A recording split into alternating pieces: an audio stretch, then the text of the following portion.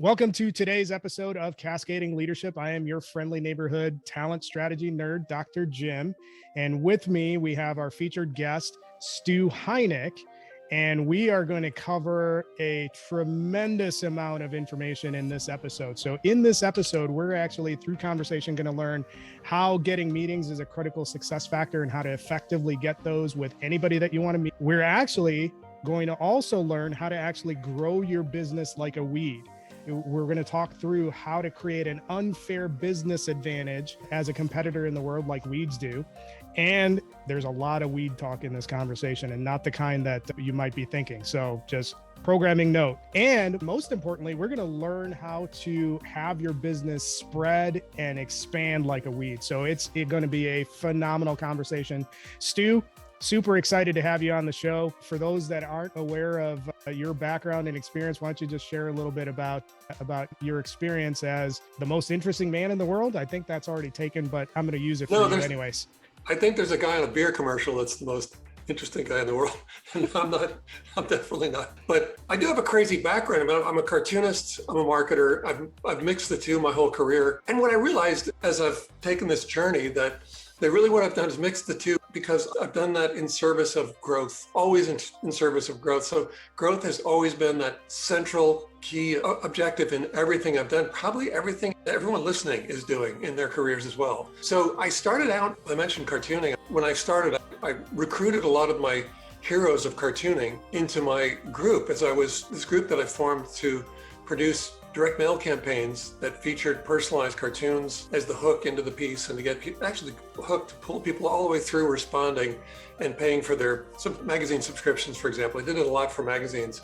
But I put this group of cartoonists together. So Gahan Wilson and Eldon Dedini from Playboy and the New Yorker, and then a bunch of others from the New Yorker, Arnie Levin, Bob Mankoff, etc. Just Leo Cullum, how could I forget Leo? So amazing cartoonists that became my friends and ultimately my mentors. So sometimes in my bio, I say that I was raised by wolves, well, not really raised by wolves, but mentored by some of the best cartoonists in the world. We're just scratching the surface of some of the really cool things that you've been able to do with that experience. And I want to get into that in just a little bit. But there's one thing that I'm going to actually put a pin in right now, because I think what you did throughout your career, tremendous relevance today in the world of work, and especially if you're in the sales side. So we're going to get to that a little bit later. You eventually ended up at the Wall Street Journal as a cartoonist, and then you had a pretty significant amount of success as a marketer. Tell us a little bit about that experience. Sure. And to clarify, I'm not on staff at the Journal. I contribute cartoons through a syndicate, but I guess that's kind of splitting hairs anyway. And they've been a client, otherwise a marketing client, for a long time. The thing is, I mentioned cartoons and direct mail, and there's an origination story, and this all ties together immediately through this story. I wanted to create direct mail campaigns. When I finished college, personalization was just becoming a factor in direct mail or direct response advertising. And I wanted to go to the big leagues. I wanted to go to create direct mail campaigns for the big magazine publishers. And back then, they were just so much more powerful than they are now. And that they would spend $25,000 to maybe $45,000 per campaign to have one created, which is a nice thing if you're starting out your career. And that was a long time ago.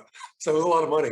And if you're going to create direct mail campaigns, that was really the first part of media that was accountable in terms of how many impressions or how many pieces went out and how many responses came back. So everything was measurable and everything was tested. And I put together my first two test campaigns, one for Rolling Stone, the other one for Bon Appetit. Both of these featured a cartoon with personalization. So the cartoon was about the recipient. And that had never been seen before back when I did it. I think it's probably been seen a lot now based on what I've done. But it had never been done before, and everyone was worried. They were like, oh, David Ogilvy says you shouldn't use humor. It doesn't work. But it did. It went out and it beat the controls for both of those magazines. So what that meant was it went into tested against their rollout campaign, their control, in other words, the control that they tested, and it beat them.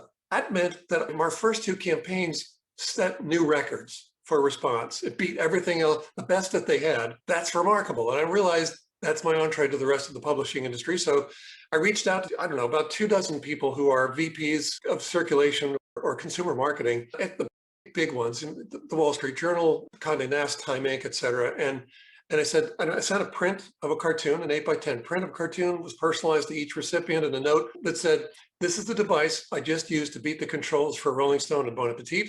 I think we should put this to the test for your titles." I'm going to ask you, Jim, what do you think I got as a response? I'm going to actually preface it with one thing. In direct response, they were always saying 1% response is a pretty good response. That's a typical response rate. It's not. We'll use that number for a moment. And 100% response rates are utterly impossible, and people shouldn't use humor in any form of marketing, says David Ogilvy, and so on. So what do you suppose I got as a response to that, Kim? I already know how this story works out because I have this book and I have this book. They're both your books, and I use this stuff all the time, or at least versions of this stuff all the time in what I do. So I know the answer. Why don't you tell everybody? I'll introduce this ahead of your answer. You've built an entire career of proving people wrong on, oh, you're never going to get that. That's never going to happen. So what happened? 100% response. And so well, what that meant was I got through to all of them. And then all of them agreed to meet. So 100% meeting rate. All of them became clients as well. 100% conversion rate. So that was a campaign. That was my first foray into what I was doing. I eventually called it contact marketing in how to get a meeting with anyone. But that was my first foray into it. And I had gotten, I mean, like all of that is supposed to be impossible. And in fact, as I spoke to all these people that became my contemporaries in the direct response field, I couldn't tell them what just happened, because if I did, it was kind of like I was reporting a UFO. UFOs, the stigma's going away. But back then it was like, what are you, nuts? You have no credibility whatsoever. So that's what happened though. And that campaign launched my business. It was worth millions of dollars to me. It cost me about $100 to run, and it went to 24 people. That's it. That's contact marketing. Needless to say, I'm a massive fan, and I've been, ever since you got on my radar, I've obviously been a student of the stuff that you've taught. And one of the things that I want to understand from your perspective, there's going to be a whole segment of population that says, oh, this is some direct mail guy that, who knows if that's even relevant nowadays. But there's some fundamental principles that sellers of today can take from the entire contact marketing flow and psychology behind it and make it their own and have it be just as effective. So tell us a little bit about what the fundamental principles are on why what you did was successful. How did it connect with the people that you're trying to get in front of? Yeah, and I want to just respond real quickly to what you said. If anybody's thinking, obviously, I didn't just graduate college, surely. But when I hear, every once in a while, I hear, oh, that's old school. Sending something through the mail, that's old school. And I'm thinking, you fool. When I see these comments, I'm just thinking, what a fool. You've not been through a cycle yet where you see things return and come back. You've not been through the cycle of, let's say, realizing that you're doing what everyone else is doing and not standing out and getting tired of not standing out. You've not been through any of that. So here's the deal. My response to that is use what works and just leave the rest of those extraneous thoughts and arguments out of it. Use what works. And so right now, everyone's trying to connect on LinkedIn, or they are connecting on LinkedIn and through other social media. Their LinkedIn is also a wasteland of spam as well, isn't it? We're getting all these automated requests for connections, and you can tell it's, oh, I was looking through your profile and I noticed that we know some of the same people and I really enjoy your journey. I'd love to get together and have you tell me about it. Are you kidding me? That's utterly generic. And I'm not going to get on a phone call and tell you what I've done. Read it. And if you don't know, then we probably shouldn't be. There's no real reason to connect other than, I guess, you're racking up numbers or buying numbers. I don't know what you're doing, but I don't want to be part of it. If that's new school, I don't want to be part of that. It's really just dumb marketing. Just like ads over faxes used to be the newest thing. And it can be really just boneheaded marketing. There's a lot of boneheaded stuff that's happening out there. And so I'm just going to answer your question though. What's the relevance? I know how to get through to people. And because of that, I have almost a secret, either a secret weapon or a superpower. And it's a superpower you should have as well. I can get meetings with just about anyone. And what wouldn't be relevant about that if you're selling or if you're in business or if you're alive? If we are alive, we have to get meetings. We talked about this in the beginning of the show. That is a critical success factor for any business. If you're in any business, you have to get meetings with critical buyers throughout your ecosystem, whoever they are. And there's one thing that you mentioned in your answer that I really want to draw out, which is you mentioned you have to figure out a way to stand out. If everybody Yeah. is doing one thing, you have to find out, okay, how can I stand out from all the other bait fish that are going in one direction, and how can I go the other direction? And that's been especially critical. And here's where it ties in. So I think, Stu, you and I connected probably about a year ago. And I sat in on one of your presentations. I got your books, and your superpower, getting a meeting with anybody that you want. I don't have it as a superpower yet, but I actually adapted the principles of what you were talking about. And generally speaking, when I'm reaching out to somebody that I want to have a conversation with, 8 out of 10 times I'll convert those in meetings. And those meetings will turn into long-term relationships. And I operate from a place of curiosity. I'm constantly interested in all these interesting people that I could come across, and they have great stories to tell. So I think if we're taking what you do and looking at fundamental principles, you have to be truly interested in the person that you're trying to get in front of, and then build how you stand out so you can get recognized and build a relationship and turn that into it. So I think that's absolutely critical that you're talking about. So I want to make a little bit of a shift into some of the other things that we're talking about. So you obviously have 2 books that you have. Nicely done. How to Get a Meeting with Anyone and Get the Meeting. I just wanted to take a screenshot for my publisher. He's going to be happy to see that. And I'm not going to open them up because they're highlighted and marked on the side and everything. That's all right. So, yeah, I just dissected those. It's invaluable to anybody that is on the sales side of it, and obviously even on the marketing side. But there's so much great content in both of those. But you have a new book coming out, and that's what I want to dig into in terms of the conversation. When is your new book coming out? What's it called, and when is it coming out? It's called I'll Even Hold It Up. Yeah. It's How to Grow Your Business Like a Weed, and it comes out June 1st. Nice. Cool book. I have already pre-ordered it on my Kindle, so it is waiting for the release. So I'm already going to be, marking that up there. But I want to dig into the weed concept. How did you land on that as a concept and tie it to business? What was the thought process there, and what can we learn? Many years ago, I was driving down the Santa Monica Freeway in LA, and it was back when traffic moved really fast. I don't know if it still does. I don't think it does, actually. And 6 lanes of traffic going one way, 6 lanes going the other way, and about a 40-foot wide median in the middle. It's all concrete. It's no place for it to take root. But as I was driving by, and this all just happened in a split second, but as I was driving along, I happened to notice this one dandelion growing from a crack in the concrete median. And it's just happily bouncing around. It had those kind of happy yellow flowers and the happy seed pods that were blowing those happy little seeds around. It's just sitting there running its process from a crack in the concrete. Right. And I just thought, that's so impressive. Look at what did that take for that to happen? And it was significant that it wasn't an apple tree. It wasn't a petunia. It wasn't a rose bush. Those plants couldn't cut it as a weed. They don't have what weeds have, unfair advantages. When you look at it, you think, how on earth how did that dandelion get there? And then you think, we know because we see it all the time. They grow out of cracks everywhere. It got there because it has these seeds that blow around and they probe every possible opportunity to take. So I'm saying, and I'm looking at them also thinking, it doesn't look depressed. It's not thinking, shoot, look at this sucks. I ended up in the middle of a freeway instead of at the beach. That's where I pictured myself. And that's what we would do. We would do that, but it didn't care. It was just running it, and it was running it with optimism and aggression and urgency. And so it was an incredible picture of what we should be doing in our business and how we should be acting in our careers. Be expansive and optimistic. And we should have processes that we've worked out. Anyway, so as I drove along, I just thought, man, I hope I can live up to that example in my life, in my career, and in my business. So you said something that really got me excited. So you said probe every possible opportunity to connect or survive. I forgot the last piece of it, but probe every possible opportunity. Yeah, take root. And that is such a phenomenal way of looking at things, because when we talked earlier about how, hey, if the new school way of doing things is just to inundate your audience with all sorts of stuff that's impersonal and nothing. It's more like copy what everyone else is doing. Yeah. Follow along as part of the herd. When you frame it in terms of probe every possible opportunity to take root, the way it connects to me, look for the connection with the other person.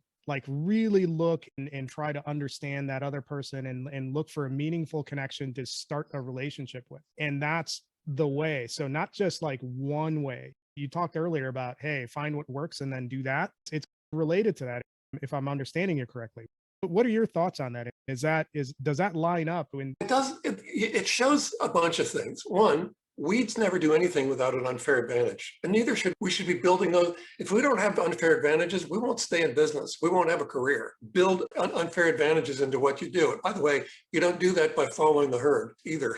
So do things to stand out. Find ways to create impressions that cause people to take notice and to form the intent to transact with you in some way. It might be to do business with you, it might be to hire you, it might be to follow you or friend you on whatever. Just subscribe to your channel, whatever it is, buy your books, etc. Whatever it is, you want to put a lot of seeds out. And just look at the example of all weeds. They don't put out tiny amounts of seeds. They put out lots of seeds, and they're highly mobile. Most of them are, in one form or another, highly mobile. That's what we need to do in our businesses. And when we're talking about seeds, there's a whole model that has emerged from this, and that's in the book. We all know what it means to grow like a weed, but we're not stopping to say, but wait a minute, how are they doing it? I think we're all saying, oh my gosh, what a pest, look at that. If we stop and think about what it is they're doing, what strategies they're using and tools, and what are the attributes that they're using to make things happen the way they do, because they're just such voracious competitors for ground, then we can see that there's a lot to inspire us, a lot to teach us, a lot we can learn just by watching what they're doing. It gives me some foundational principles, but I want to tie this back. You've built this track record and this experience of creating unfair advantages throughout your career in any number of things. I would even say your story about how you met your wife. That's just unfair how that happened too. And how can I, as a not cartoonist, build an unfair advantage in terms of my business success? How would you coach somebody out there in the world to think about what that looks like? First of all, we all have different unfair advantages. So your unfair advantage won't look like mine necessarily. It would be odd. For example, you wouldn't have had the background with all these great cartoonists. And why would you need to? You have a PhD. So you could call that an unfair. That's a great advantage. This is a great place. I don't know what you studied. I hope you'll tell us, but actually do tell us. My doctoral research, it's actually an EDD. It's not a PhD, but that's okay. It's quibbling, but it's in organization. It's my official piece of paper that says I'm a big ass nerd, but it's in organizational leadership. It's specifically in why people join and leave organizations. So when I've always been in talent related spaces, and it gives me, certain insights that the average person probably doesn't. But you're hitting at something that is, I almost yelled when you said it. Like, unfair advantage doesn't mean you have to be me or you. Each person, and Steve Watt of Seismic talks about this. Everybody is a subject matter expert in something. So get aligned with that part of it, and that's your unfair advantage. So I think that's a brilliant point that you brought out. But I definitely want to go back to your story and talk through how you've built these unfair advantages. I think one, I've got a couple of them that I think are traits, we'll call them at least. I'm really quite mischievous. If I can cause a little bit of mischief, then I'm really happy. And that shows up in my campaigns. But it also, I don't know, it just seems there's just this fundamental thing that happens in society where people are afraid to take risks and they're afraid to stand out. And as a result of that, what they're really trying to do is fit in all the time. And what you end up doing is not fitting in, or you're not fitting in very well because of that, I think, or being invisible because of that, certainly. And I've always just, I don't know, I didn't set out this way. It's just when I was creating direct mail and I was using humor and using cartoons, David Ogilvy, he's the original thought leader in marketing and advertising. He was the founder of Ogilvy and Mather. And he wrote a seminal book, but basically he was the guru of marketing and advertising. And I don't know how he came to the conclusion that humor didn't work, because I knew that according to readership surveys, cartoons were almost always the best read and remembered parts of magazines and newspapers. So that's huge. Those are collective works. Everything in there is supposed to be memorable and get your attention and give you insight. So cartoons have a huge advantage there. And then if you think about the nature of humor, it's about truth revealed in a twist. When we laugh at something while we're still trying to catch our breath from laughing, we're saying, oh my God, that's so fun. That's so true. Yeah, it's funny because it's true. If it's not true, then it's just, you scratch your head and say, I don't get it. So a cartoon does some really amazing things instantly. It grabs your attention. It commands your attention. And then it plants this point of agreement almost subliminally. If you laugh, we're already done. It's already done what it needs to do.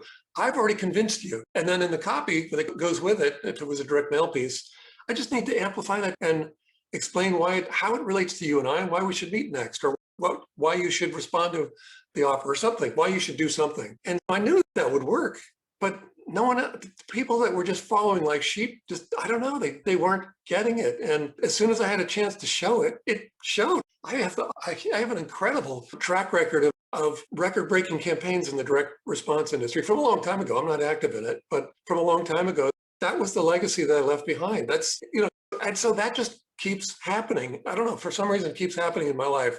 The combination of mischief and saying, wait a minute, we could, this and this could combine in a different way. And those things have just been magic for me. You're right. I met my wife after spotting her in Penthouse and flying to Copenhagen. And I don't know how that worked out, but it worked. And it's the most important meeting I ever had in my life. And I would say the Weeds book is also that. Right now, everybody knows what it means to grow like a weed. But when I do these interviews, when I talk to people, the first thing that happens is I get some dumbass joke about weed. You mean this kind of weed? I'm not talking about that. Thank you. Can we get past that now? You're like, great. So then the next thing is, you mean, aren't they just pests? We're trying to get rid of them. Yeah, but why do you think they're a pest? What's going on? What are they doing that causes you to come to that conclusion? If you think about it, you'll realize how awesome a set of guides they are. And suddenly they're going, oh yeah, oh my gosh, yeah, look how they spread their seeds. And oh my God, look at everything they do is done through an unfair advantage. Geez, yes, we should be doing that in our business. So people realize it. But here's the thing. I'm walking into this as an underdog. Everyone thinks weeds are either it's the weed you smoke or it's organic trash. It's just junk in your yard. But, and I'll say that most of the publishers, including my then present publisher, wouldn't even touch it. They thought, no, I don't see it. I don't see how. But finally, one Career Press took a chance with us. And so in an improbable way, here it is. Now I'm going to tell you something, Jim. I know it's going to sound crazy. I know it's going to sound like, egotistical, all kinds of things that I don't think I am.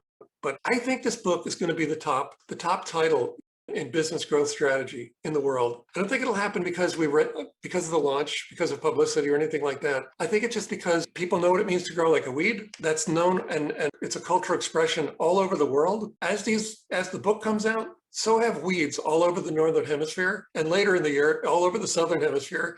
Weeds are all around us everywhere. They're like my meme. And so I think people are going to look at it, oh my God, yeah, what you're right. The weeds, look what they're doing. They're awesome as competitors and as, I don't know, just as examples of what we should do to grow, the kinds of things we need to do to grow our businesses. By the way, you could grow a country with this. I think it's actually the weed strategy is the theory of everything about growing anything. You just look and it's just amazing examples all around you, and they do it in all kinds of ways, but they are showing you how to grow your business, how to grow your career. Throughout the conversation, we've talked in various ways about being different, about standing out. And when you tie it into the weed concept or growing like a weed concept, think about what weeds do. They're basically indestructible. We've invented all sorts of things to kill them and they keep coming back. But if you're thinking about standing out, you have this green lawn, a single blade of grass doesn't stand out from any other blade of grass. But if a weed or some sort of weed pops up, you notice it right away. And when you apply it to business or work or standing out from your competition or anything like that, those principles carry over. Like, how can I demonstrate the ultimate survivability by being different from what everybody else is doing? Let me respond to that a little bit, because the thing is, in contact marketing, I'm saying you better stand out. You better stand out. You're reaching out to someone, you're interrupting them.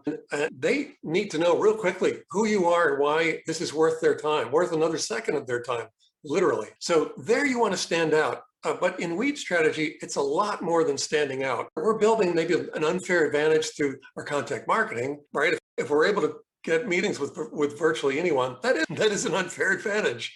But there are lots of unfair advantages. Your location could be an unfair advantage. I don't know, we talked about your degree could be an unfair advantage. Cartooning is an unfair advantage for me. There are a lot of them. I know I've just left that rather sparse in terms of examples, but there are all, if you watch and very successful businesses, they have unique unfair advantages. And that's what we have to cultivate in our businesses as well. So standing out isn't necessarily, that's very important in contact marketing. But weed strategy is much broader than that, much more inclusive of existence.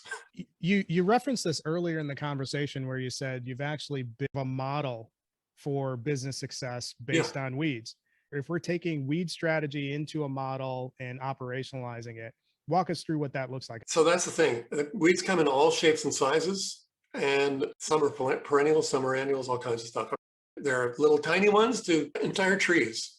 Some entire trees are considered weeds. So they're all very different plants, but they all follow the same formula. And that is, they leverage a fierce mindset. We'll have to come back to that, because how could something without a brain have a mindset? But they do. You can see it. They do. So they leverage a fierce mindset and unfair advantage against collective scale. And they do it according to a process that has been honed over millions of years, but is able to adapt on a dime and instantly to any threat or any challenge and evolve right around it. And as they do it, that process is just baked into their DNA. They don't have to train anyone. They don't have to watch videos or read manuals. It's just baked into their DNA. So that's how they do it. Should we unpack that a little bit? Like how could a weed, how could any plant have a mindset if they don't have a brain? But I think we could acknowledge that when you see how weeds act, both individually and then en masse, you can see that there's a collective intelligence about them. So that intelligence doesn't reside in a brain, but it's there. It's undeniable. And we can see that when let's say you mentioned we try to get rid of weeds and they always come back. That's persistent, and they do it fast. That's urgency, and they do it fast, and I would also call that aggressiveness. And they never give up. They're resilient. They are adaptable or adaptive. And finally, I think they're actually optimistic. If we define optimism as the absence of pessimism, or let's say the absence of depression, and we can see depression being acted out. When we're depressed, shut down. We don't do the things that we should be doing. We don't do the things that we enjoy doing. We close our lives down, stop doing the things that we should be doing to pull ourselves up. It's just a downward spiral. One begets the next, and it just keeps doing. So if we can define optimism as the absence of depression or depressive actions, then weeds are absolutely optimistic because they're just ready to go. They're not worried. They don't have these, they just deal with what is. They don't think about, oh gosh, I'm so disappointed because this happened. If this thing hadn't happened, I'd be so much further along. I'd be that far ahead of where I am now. Or just, they don't deal with any of those things. Yeah. They just deal with what is. I was writing this down as you were saying it. And earlier in the conversation, you were talking about, it's odd that we give the phrase or the word mindset to a plant. I wrote down everything that you said. Persistency, urgency, aggressiveness, resilience, adaptability, optimism. And if you look the most successful people in the world, or however you want to define success at the individual level, they'll have one or more of each of these traits. So when we're trying to answer the question, how do you create an unfair advantage for yourself? How do you grow like a weed? Those attributes that you listed, those are mindset. Yeah. They're absolutely like an unwillingness to give up or capitulate. That's the roadmap for you to continuously probe, like we talked about earlier, and to continuously remain curious. And that's one of my favorite things that you've ever said is, when you go out in the world, go out with the intention of being bold and audacious. Don't be vanilla. Be bold and audacious. And you tie all of that into the weed concept or the weed model of growing your business. I think you have a recipe for a really interesting book. And obviously I've already pre-ordered it. I'm going to read it, but I think there's something there. No, that's a fantastic layout, Stu. I appreciate you spelling that out. When we think about any of the other things that stood out while you were going through the process of writing the book, what else stood out as you were researching the concept of weeds or applying this model? I think the way to answer that is, if weeds could talk, I think there are a few things they would really like us to understand. One, I just mentioned it, deal with what is, not what you thought would be or thought you deserved. Deal with what is. Because otherwise you're wasting a lot of energy and a lot of time. You're wasting other people's attention. Deal with what is, get on with it. And it's such a simple thought, but it is so helpful to focus on that, particularly when you're going through something rough. So helpful to focus on that because you pull right on through. Another one is that we never do anything without an unfair advantage. Neither should you. That's a good one. But One of the ones that there were a lot of aha moments in this because I've had a business for a long time and I've settled into some bad habits, I guess I would call them, or I don't know, just natural habits. But as I was reading, or rather, as I was writing the book and then rereading it and editing it, so I'm realizing, oh my God, no, I'm making so many mistakes here in my business. One of them happens to be just the issue of scale or scaling like a weed. The thing is, we're all taught as humans, we're taught to become self-sufficient. That's a valued trait. We start, I don't know when we start, but certainly one of the earlier experiences that might be when we play musical chairs in kindergarten or something. And the music stops the first time and you think, where's my chair? Who took my chair? Everyone did, and you didn't. So get with it. And then from that point on, you don't let that happen. And so you're becoming self-sufficient. And then told to study hard, get good grades, get into a great school, get a great job. But you cannot scale jobs. You can't have 1,000 jobs. So that's all one-to-one leverage. Whereas weeds operate at collective scale, most of us are operating at one-to-one leverage. And if you're an entrepreneur, you have to be these entrepreneurs are very self-sufficient people. So they have to fight this instinct to do everything themselves. That's really where it is. That's really where it lies, is that if you take on everything yourself, if you're part of the deliverables, if you're doing everything, if you're saying, well, I could teach myself how to do that rather than hire someone to do it for you. You probably could teach yourself to do it. How much time do you have? How long do you want all of this to take? And how much do you want to limit scaling? Because that's really what's happening. There's a paradox. The more self-sufficient you are, the more likely you are to squelch scaling whatever it is you're doing. And I've done that. So there's an antidote for that, and that is to jump quickly from one-to-one or root out all forms of one-to-one leverage in what you do and start jumping to multi-channel skills, forming alliances quickly and start reaching into other people's networks and sales channels and so forth and helping them do the same. And it's actually a lot like vine strategy in the weeds model. You're borrowing vines have almost no infrastructure. They're tube and roots, but they also have graspers and they go up and they climb everything nearby. If there's a tree nearby, they're going to climb up to the crown of the tree and gather all of the best position for sunlight, which is what all plants, sunlight's like, it's fuel. It's water and sunlight are nutrients, are fuel to plants, just like sales are for businesses. So they're gathering all of that, but they borrow the infrastructure of others to gain dominant access to critical infrastructure, but also critical resources to grow. And so start to form alliances, and I've been doing that. And it's really interesting. You can form all kinds of alliances for all kinds of reasons. And as you do it, your business will grow. You'll watch, it'll just explode just from that. So one of the things that I always talk about with my sales teams is you have to give 2 or 3 times more than what you ask. And fundamentally, it's rooted in the concept of generosity. Like, how are you helping to advance the other person's agenda or the other person's initiative, whatever is important to the customer? And I'm seeing some parallels, and maybe I might be mistaken, but I think that is at the angle that you're hitting at when you talk about alliances, because these are mutually beneficial relationships. Like, how can you advance somebody else's relationship, which will ultimately help you advance? It depends on what position, the relative positions of the participants here, but I regularly team with other authors. That whole community is wonderful. It's just they're naturally collaborators. And so we do a lot to collaborate together, and that makes things bigger. And they have that I don't have. And if I share revenue with them on my big board program, and that's our device to get through that's how we help sales teams get through our big board campaigns. And so they have access to clients I don't have, especially the other sales authors. They've got lots of clients I don't have. So just a few introductions, boom. You have to know who to even reach out to.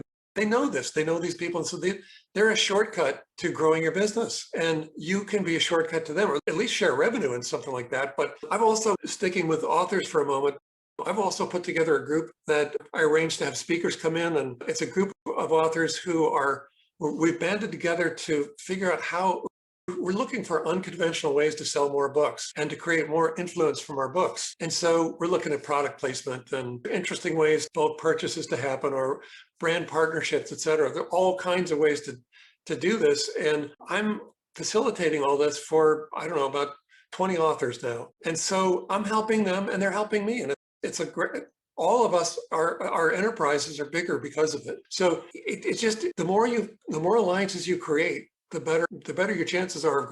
Really, you will grow, your business will grow.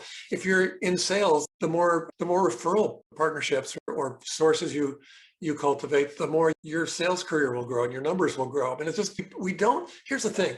When you see a dandelion in your lawn, if you saw just one, it wouldn't be a problem. It wouldn't be a force to deal with at all. You just pluck it up and you're done. But dandelions don't operate that way. You mentioned lawn. And so if you see a dandelion in your lawn, just one, just look up and you'll see at least dozens, if not hundreds out there. They don't do anything. Everything they do is in collective scale.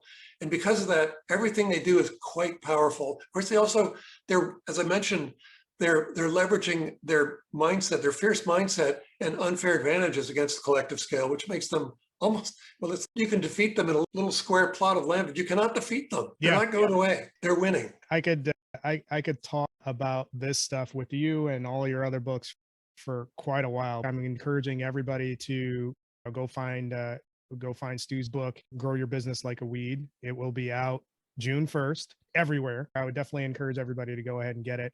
Stu, a couple things before we wrap up. Where can people find you? Where are you most active if they want to find your book, if they want to, connect with you? If you know how to spell my name, I would encourage you to go to my author site. That's just my name, stuheinecke.com. So you can go there, or you can connect with me on LinkedIn. That's great to do too. Just mention that you saw me on this podcast, and then we have a reason to connect instead of just a generic one. But yeah, those two things would be great. I'm building a YouTube channel, but there's nothing to brag about yet. So you could look, but yeah, needs to go there. I feel you on the YouTube bit. We're bootstrapping that for our podcast too. But this was a phenomenal conversation, and I think the key things that people will walk away with. This is just a taste of what's going to be in the book. So if you're definitely interested in how do you get meetings with anybody that you want to get in front of?